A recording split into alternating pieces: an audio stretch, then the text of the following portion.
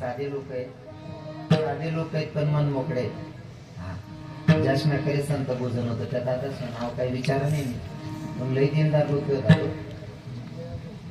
लिया महाराज हा महाराज 2-2, 3-3 भाज्या ako सफरचंद बी कापी दिनात लगेच केळी बी दूध ना गल्ला बी बर दिना म्हटलं खावे का माठ टाकते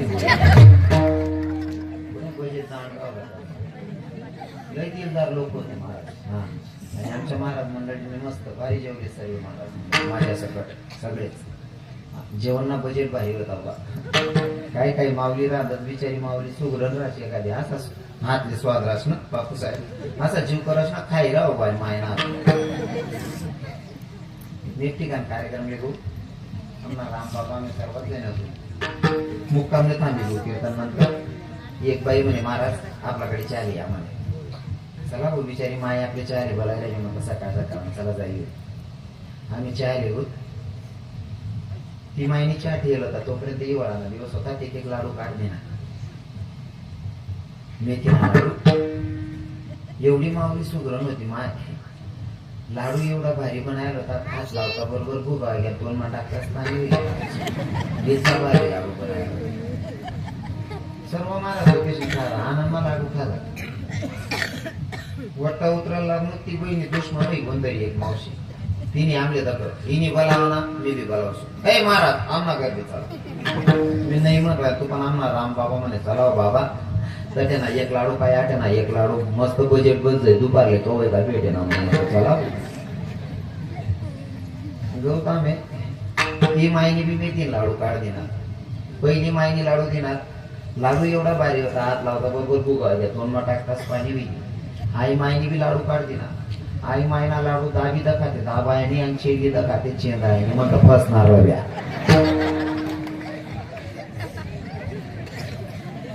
ती मायना चावई बी सरी नाही अगो ती बहिणा चावई सरी नाही. या महाराज मनकडे देखील 5-7 महाराज म्हणलं काकू तुम्ही चॅट लावून म्हणतो ती काकू चॅट ठेवायला झाड असले म्हणतो फोडा बाबून मग लाडू द्या त्यांना. कोणी दाते गाई तोडे कोणी हाते गाई फोडे.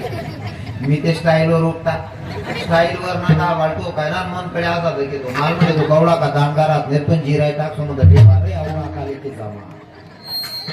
या त्यांना लाडू की जामा टिले ना मी ते सर वरती उपकरण जा केले नाही मावशी ती खाल नको बा. ती मावशी खाली ताटल्या दकात महाराज तुमले लाडू आवड नव्हती ना को एक लिया म्हणे हो काकू तू जाय हो म्हणे माय. बऱ्याच ठिकाणी बजेट चुकायचं पण आज ना बजेट भारी होता बा.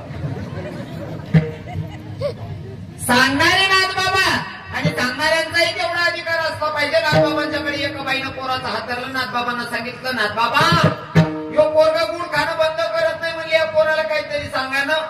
नाथबाबांना सांगितलं त्या पोराच्या मायला म्हणले ताई या पोराला 8 दिवसाच्या नंतर आणा म्हणले. 8 दिवसाच्या नंतर आणा म्हणल्याच्या नंतर पोरगा 8 दिवसाच्या नंतर मायनं पुन्हा आणलं आणि नाथबाबांना सांगितलं बाबा यो पोरगा गुड खाणं बंद करत नाही. नाथबाबांनी सांगितलं बेटा आजच्या नंतर गोड खायचा नाही घेऊन जा म्हणले तुमचा पोरगा.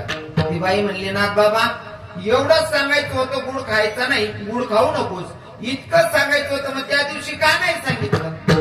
नाथ बाबांनी सांगितलं बाई त्या दिवशी मी जितका गुड खात होतो त्याला कसं काय सांगू खाऊ नको असं. पहिले 8 दिन मी गुळ खाणं बंद कर म्हणे तो त्याला आज सांगणार गुळ खाऊ नको. म्हणजे सांगणाऱ्याचा सुद्धा तेवढा अधिकार असला पाहिजे तेवढी लेवल असली पाहिजे नाही का. सांगणारे नाथबाबा हो नाथबाबा काय साधारण नव्हते. ज्यांना शांती ब्रह्मपद प्राप्त झालं ते नाथबाबा सांगताय. आणि जेव्हा नाथबाबांना शांती ब्रह्मपद प्राप्त झालं ना रामबाबा तेव्हा सगळ्याच लोकांना पोचलं असेल असं आहे का अजिबात नाही. काही लोकांच्या पोटात दुखतच असत. तुम्हाला सांगतो ना एखाद्या माणसाला जर पद दिलं मग ते ग्रामपंचायतचं असेल सोसायटीचं असन कसलंही असू द्या एखादं पद जर दिलं ते पडाले पचस का ते सर्वाचे पचस का बाकीच ना पोटमा दुखच असते किडा पाड तसंच बाकी. काय मत आहे तुम्हाला सोपं तरी सांगू का. एखादा माणूसले जरी वाटणं मना गलीमा गटा आहे हो पावसाळा जास्त होई घ्या आणि जास्त डबक बरेचे 2-4 ट्रॅक्टर मुरुम लयू आणि रस्ता क्लिअर कर लिहू. जर ना 15-20 हजार रुपये खर्च करीश रस्ता क्लिअर करा बट गाव चांगलं म्हणस का त्या माणूसले दादा अख्खं गाव चांगलं म्हणस का ज्यासले समजस त्या सांगतस काही कळ ना बाप्पानी स्वतःना 10,000 रुपये खर्च करत आणि गटार बुजी टाकी रस्ता क्लिअर कर टाका. ज्यासले चांगला विचार येतात त्या सांगते. ज्यासले किडा पाळांचं सवय त्या एकच सांगते फुकट कोण करच का त्याला ग्रामपंचायत काही भेट न होईल. बरोबर आहे ना. म्हणजे ज्याच्या दृष्टीत घाणा तो कधी चांगलं बघूच शकत नाही. आणि तुमले मी सांगत बरं तुमले जर आनंदमा जगणं होईल ते लोके काय म्हणतात पहिला डोका माहिती काट टाका. कारण लोके बोलले चांगलं म्हणतात नाही. पतिव्रता स्थितीला सुद्धा बदनाम करणारा समाजातलाच कोणीतरी एक होता. म्हणून लोक काय म्हणतील हा विचार पहिले डोक्यातून काढून टाका. हो जे चांगले आहेत जे तुमच्यावर प्रेम करतात ते तुम्हाला आयुष्यभर मानतील. आणि ज्यासले तुम्ही चालतच नाही त्यासले करता देव जरी बनी घ्या तरी तुम्ही त्यासले चालणार म्हणशील. चांगला लोक कितला चांगला म्हणणार हा विचार करा. नितसने वर्ष नाही लागू तेवढं बरं याठी कोणीच नाही शकत तसा. कोणी नाही येईल ना किडा पाळाले. हा बरे बा साधा लोक तुम्हाला गडबडा कीर्तन ऐकणार. काही लोकांना आहे ना दोष बघायची सवय पडून जाते. ते कधी चांगले गुण बघत नाही. थोडक्यात सांगू का चांगले गुण बघतच नाही. ज्यासले दोष देखान सवय पडी गे ना त्या पुन्हा जन्म देणारा बापमा सुद्धा दोष काढतात. महाराज आमना म्हाताराला काने अक्कलच नाही शे. अरे भाऊ खरंच तू म्हाताराला अक्कल नाही रे दादा. त्याला अक्कल राहते तू कसा जन्माला घालता. बापात दोष काढणारी अवलाद हा तुमच्यात आणि माझ्यात काढणार नाही कशावरनं. म्हणून लोक काय म्हणतात पहिले हे डोक्यातून काढून टाकायचं. लोक बोलले चांगला म्हणतात नाही. जीवन जगायचं असेल तर आनंदात भगवंताला काय आवडतं ते करून मोकळं व्हायचं. लोकेश ना आनंद देखाल जाशात ते आपण जगतच नाही आपल्यासाठी. कारण लोकेशले कोणते कितलं बी भारी वागा तुम्ही त्या चुक्या काढतच. उदाहरण म्हणून सांगत मी तुमले जर तुम्हाला पोऱ्यानं पोरनं भावनं बहीण कोण तरी लगीन करणं शे. तुम्हा गावमा जर का लोक जेवण टाइमले पंगत ना 7 पदार्थ बनवतो तुमले असं वाटत ना अख्खा गावमा लोक अशी पंगत दिसू ना बट गाव खुश व्हायला पाहिजे. लोके 7 पदार्थ बनवतो तुम्ही 10 बनाई टाका. लोके 10 आयटम बनवतो तुम्ही 12 बनाई टाका. लोके खुश व्हायला पाहिजे. गावना लोके बी येणारा पाहुणा बी भाऊबंदी बडा खुश व्हायला पाहिजे. असा बजेट मा करा तुम्ही. गावमा 7 पदार्थ बनवतो तुम्ही 10 बनावा. लोके 10 बनवतो सोडून तुम्ही 12 बनावा. लोके जेवण करी ना जाताना तरी जसले किडा पाडणार ते एक सांगतं बट बरोबर होतं रे. पण आपण जर बारीक शेव राहते ना मजाही जाती झाली. काढी का कमी काढी ना कमी. त्यासले कमी काढा सवयशे ना त्या कमी काढतच राहते. मनीषील त्यासले काय आवडत हा विचार लोकांना काढता का. आपले काय करणे भगवानले काय आवडेल तो विचार लोकांना ठेवा. हो इथं नाथबाबा सारख्या संतांना शांती ब्रह्मपद प्राप्त झालं तरी काही लोकांच्या पोटात दुखत होतं महाराज. एका येवण्यानं परीक्षा घेतली नाथबाबांची. नाथबाबा खरंच शांती ब्रह्म आहेत का. नाथबाबांच्या अंगावर चुंकला एक यवन. किती वेळेस हो 108. किती वेळेस चुंकला 108. 108 वेळेस तुंकल्याच्या नंतर माझ्या नाथबाबांनी वरती सुद्धा नाही बघितलं. त्या यवनाला लाज वाटली आणि तो येऊन नाथबाबांचे पाय धरतोय. येऊन नाथबाबांचे पाय धरतोय आणि नाथबाबांना सांगतो बाबा किती शांती हो तुमच्या अंगी. किती शांती आहे किती शांती आहे. 108 वेळेस तुंकल्याच्या नंतर वरती सुद्धा ना बघितलं. एवढी शांती म्हणून तर शांती ब्रह्म आहे. पण तवय त्या संत होतात आणि त्यासना संगीच्या विरोधक होतात ना त्या सुद्धा कानदानी होतात बाबा. म्हणजे त्यासले सुद्धा पश्चाताप होईल. आता तिथला नालायक होई जायला काय लोक. तो जर एक गाल मारी बसणार लोक सांगत दुसरं गाल पुढे कर देऊ त्याने लाज वाटत. आता लाज नाही वाटत दुसरा मामी ती दिदी झाला. काय म्हणते बापू साहेब बरोबर आहे ना. हो आणि 2-2 बापूसने आदरीला की मन म्हातारा बी काय वाटत. पिंपळगावचे बापू पण आले माझे आले ना. हा शांती ब्रह्म नाथबाबांची परीक्षा घेतली. 108 वेळेस तुंकल्याच्या नंतर नाथबाबांनी वरती सुद्धा नाही बघितलं. यवनाला लाज वाटली. येऊन नाथबाबांचे पाय धरले. नाथबाबांना सांगितलं बाबा हो किती शांती हो. 108 वेळेस तुंकल्याच्या नंतर वरती सुद्धा नाही बघत म्हणले. दादा ऐका ना. तरी काही लोकांना पचत नाही. गावात मीटिंग भरवली. आणि गावात लोकांना सांगितलं नाथबाबांचं हे शांती ब्रह्म जे पद आहे हे खोटं ठरलं पाहिजे, नाथबाबांना राग आला पाहिजे. याच्यासाठी कोण पुढाकार घेईल का?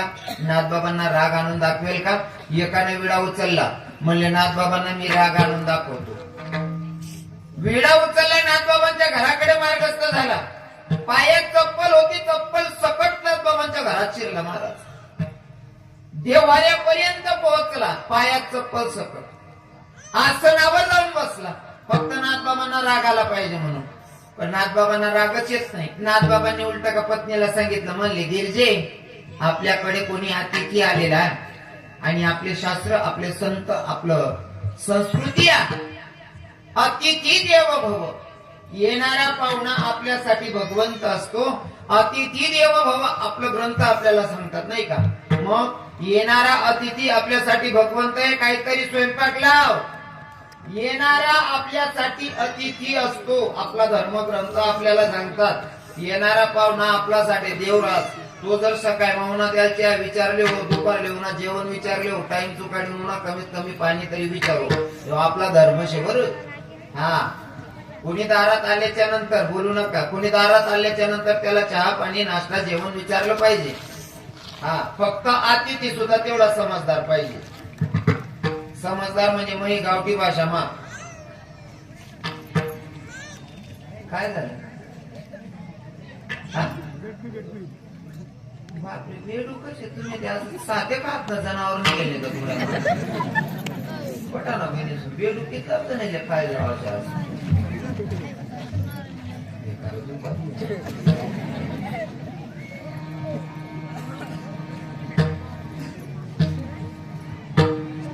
उलट आई शिकार भेटत मला असं काय देत नका. ते भेट केले सुद्धा कीर्तन मा येवाना समज ना. बाकीना दोन पायना घर पडेल होते. ते बेडले चांगलं म्हणू का पडले चांगलं म्हणू, मागं कोण सुधरत नाही.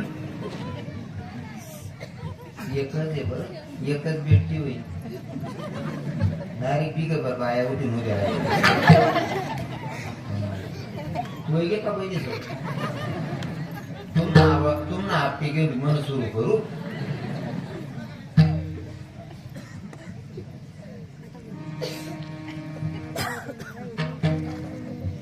अतिथी देव भव. आपला धर्मग्रंथ आपल्याला सांगतो येणारा पाहुणा, येणारा अतिथी आपल्यासाठी भगवंत असतो. पण अतिथी देव भव हे जरी खरं आहे, पण येणारा पाहुणा सुद्धा तेवढा समजदार असला पाहिजे. हो, पाहुणा कितला दिनना चांगला रास. पहिला दिनना पाहुणा, दुसरा दिनना पै, तिसरा दिनले राय. यातून लाज कधी काहीतरी तब्येत ना प्रॉब्लेम शे भाऊ, काही अडचण आहे, पण वैद्य जवळपास आहे म्हणे, नातेवाईकडे राहिले ना ठीक शे. अडचण आहे म्हणे, महिना नाही 2 महिना राहावं अडचण नाही. पण काही घेणं नाही देणं नाही, बॅग बरी नाही घेत काय हो ऐकत काय नाही हो. कपाशी विपाशी पण आवर आहे गे काम नाही होत. मग 8-15 दिन वेळीकडे जाऊ. तू घरचे लग्न हो आप्पा. पाहुणा कितला दिन ना चांगला रास, 1 दिन किंवा 2 दिन. आणि बहिणीसो तुमले बी सांगायच मायरले जर घ्यात ना वजन मा राहत बरं ना. मग काम करू तुम्हाकडे कानबाई बसस का? कानबाई बसाडतस का? कानबाई बसाडतस ना. कानबाई कितला दिन रास? 1.25 महिना, 2.5-3 महिना. कितला दिन? 1 रात ना मुक्काम रास.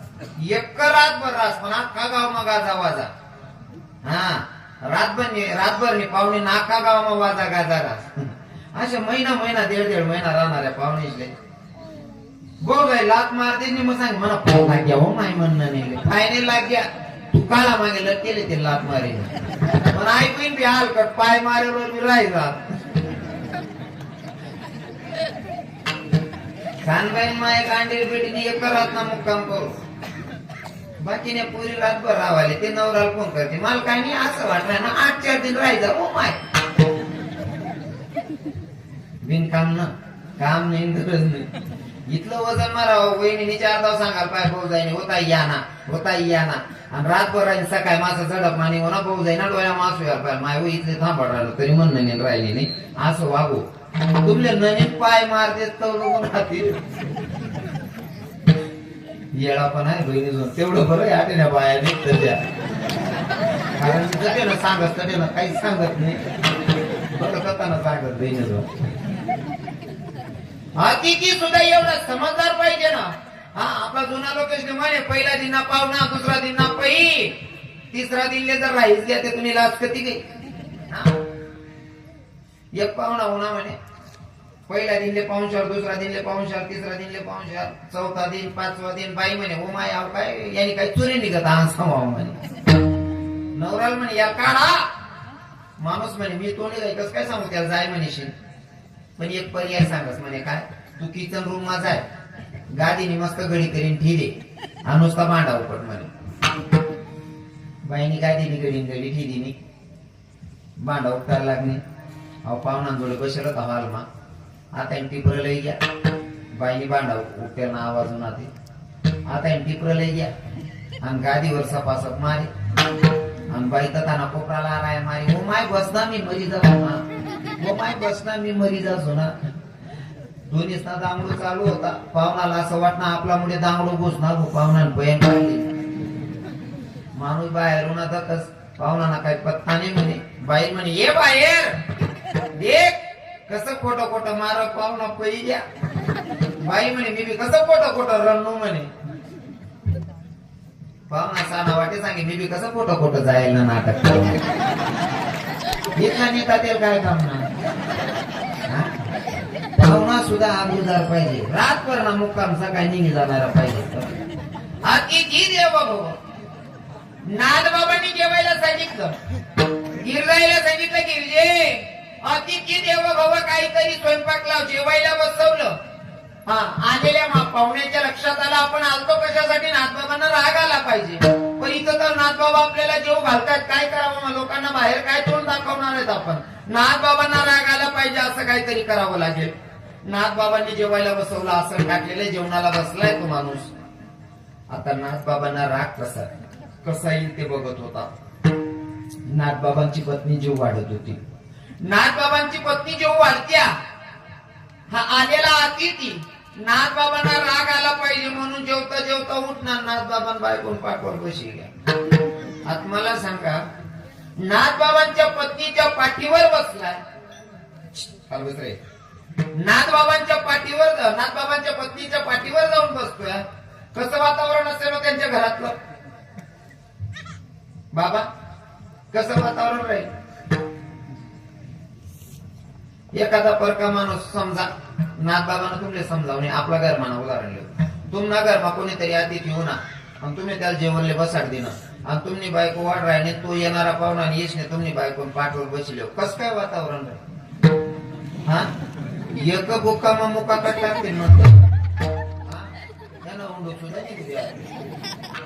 पण माझ्या नाथबाबांनी वरती सुद्धा बसलं बघ माझ्या नाथबाबांनी पत्नीला सांगावं गिरजे मोठ्याच लेकरूच्या पाठीवर बसले सांभाळवर का पोरग पडेल.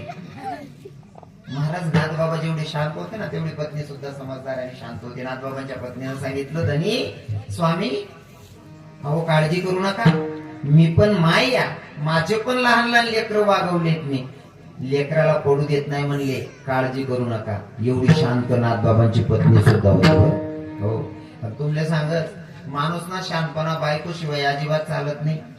बायकोना जर सपोर्ट राहिला तरच माणूस ना वाजावाजानं हो थोडक्यात सांगू का बाईमुळे माणूसनी इज्जत वाढत. नाथबाबांना शांती ब्रह्मपद प्राप्त झाला स्वतः तर शांत होतेच पण पत्नी सुद्धा शांत होती बरं का.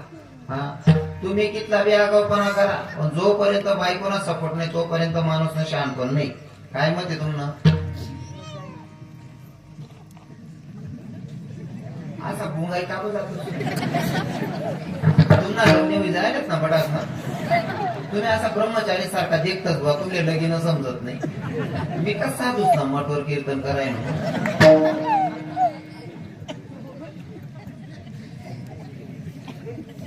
बायको शिवाय माणूस ना शांत पण नाही.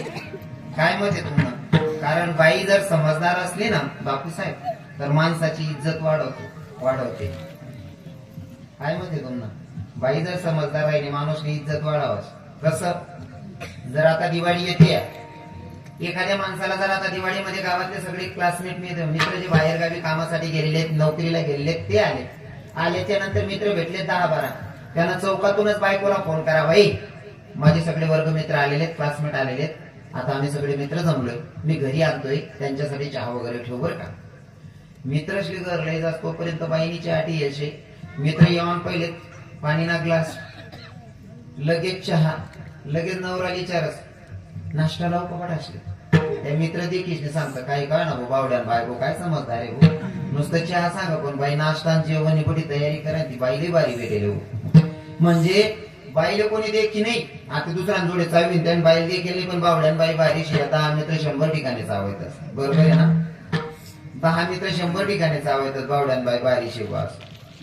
आणि एखादा जर समजा ना महाराज असले दक आणि चौक माई फोन करा, ऐक रात्री कीर्तन करीश नाही महाराज बडा मुक्कामी राहायचा असेलच त्यावेळे चॅलेलं राहीन लव का तर काही बाईने सांगू कोणता करत आलेला राही ना तू आखो समजले यांगर मागचा कोंदा मातेले रे ते बंद झालं नाही काही नाही चालू राहतो ते चालू राहतो मी जीवत राहतो. बापूसाहेब तुमले म्हणे मजबुरी माहिती मला गरमी सैन होत नाही बट सैन होईल मी बी शेतकरी नाच पोऱ्याचे फक्त गरमी ना प्रॉब्लेम आहे मला न जाणू मी का मागला जाणार मग फार कोंबडी होतो प्रश्न शेत बा म्हणा अजिबात गरमी काय शेण खाण्याचे सांगत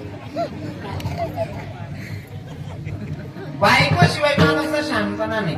हा एक बाई माणूसला सांगे तुमले जी इज्जत भेटस ती मनामुळे भेटस तो म्हणे माझ्या शहाणपणाशी काढ नको आपका पिचडा मला राम राम करतस म्हणे बडा लोक राम राम करतस पण मनाशिवाय तुम्ही इज्जत नाही हा वावर आहेच नाही.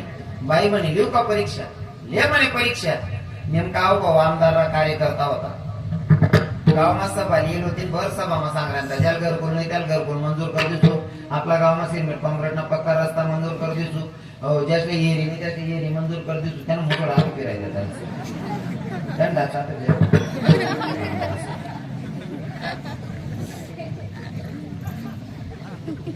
ते फुलर राहायचे ना कोण पद्धत फिरायचं म्हणजे कोंडे टाक्यावर नाकोड बांधल्यावर खाता बी एक पोर बी पुरीने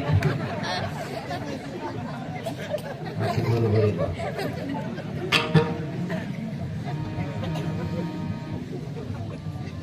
अहो भाषण दिल्या ना ज्याला घरकुल नाही त्याला घरकुल मंजूर कर दिसू गावमा सिमेंट कॉन्क्रीटना रस्ता मंजूर कर दिसू इथलं भारी भारी भारी भारी सांगरायता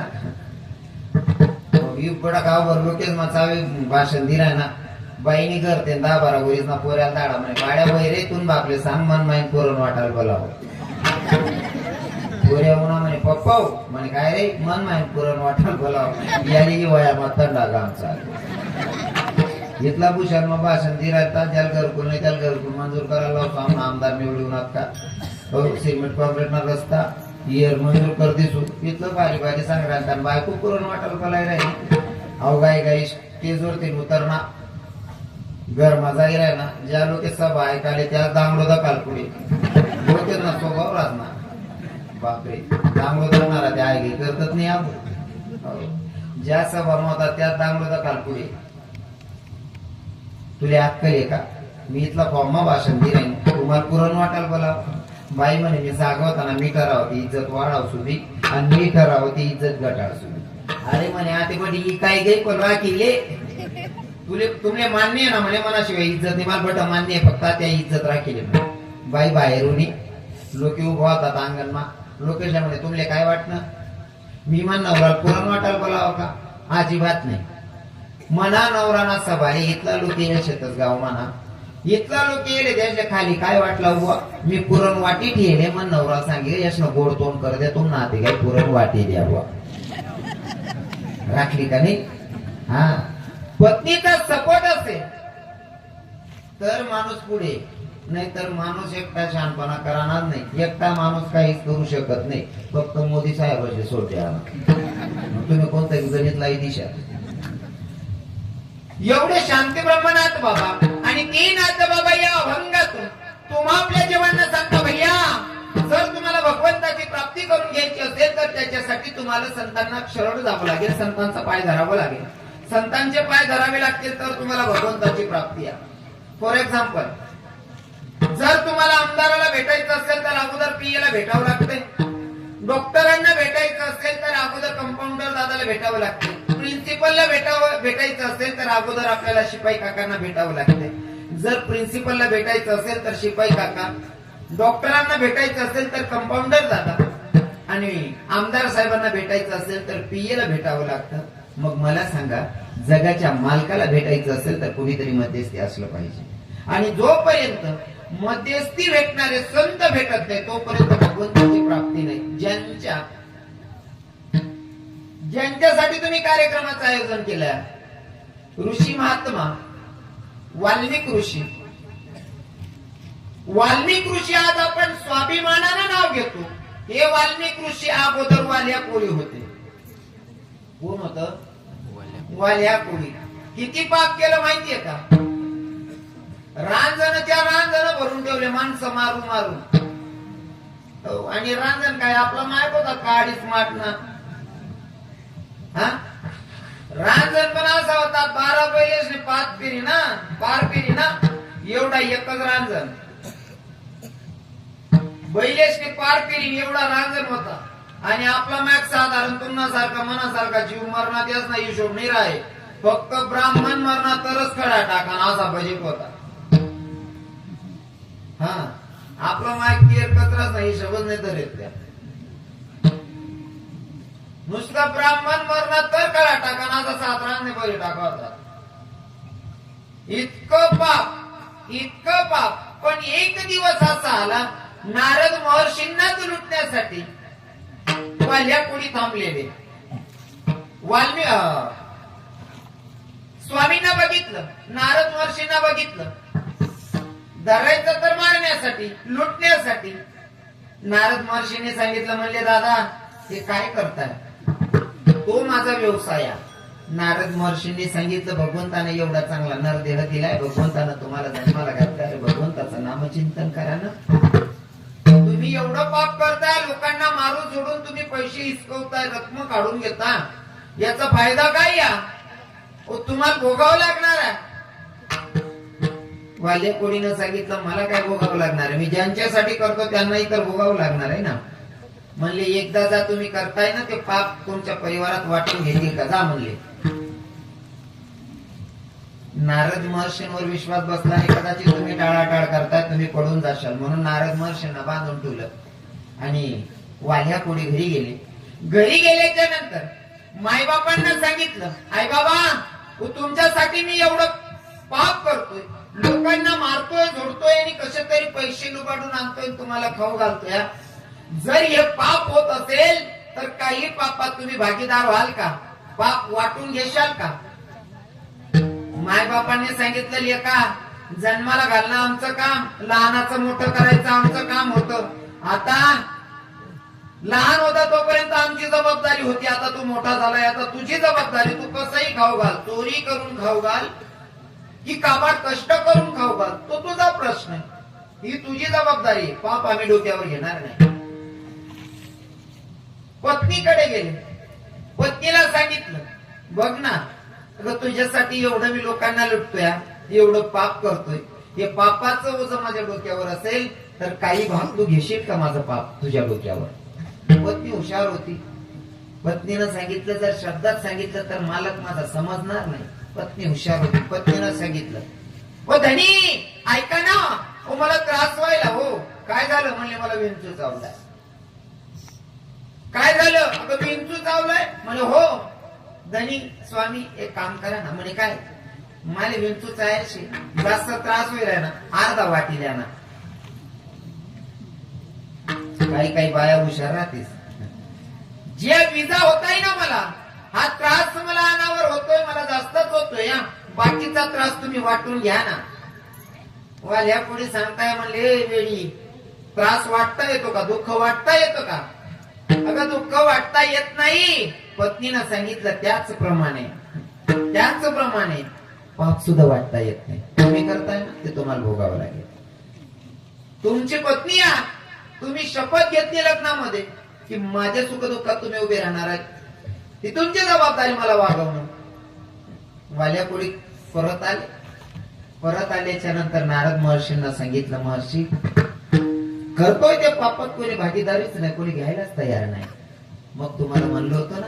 मग आता नारद महर्षींनी सांगितलं की भगवंताने जन्माला घातले, भगवंताचं नामचिंतन केलं पाहिजे. पण वाल्या कोळी सांगत होते, म्हणायचं काय? म्हणजे राम राम म्हणा. राम राम माझं तर आयुष्य चाललं, मी मारा माराच म्हणलंय, जरा मारा. मग आता मी राम कसं म्हणायचं? तुम्हाला मारा मारा म्हणायची सवय आहे ना? म्हणे हो. मग मारा मारा कंटिन्यू म्हणत राहा. मारा मारा मारा मारा मारा मारा मारा मारा. बरोबर रामाचा उच्चार नाही का? ही संतांची खासियत आहे. संत एवढे जवळ करून शिकवतात ना, इतकं जवळ करून शिकवतात, ते सहज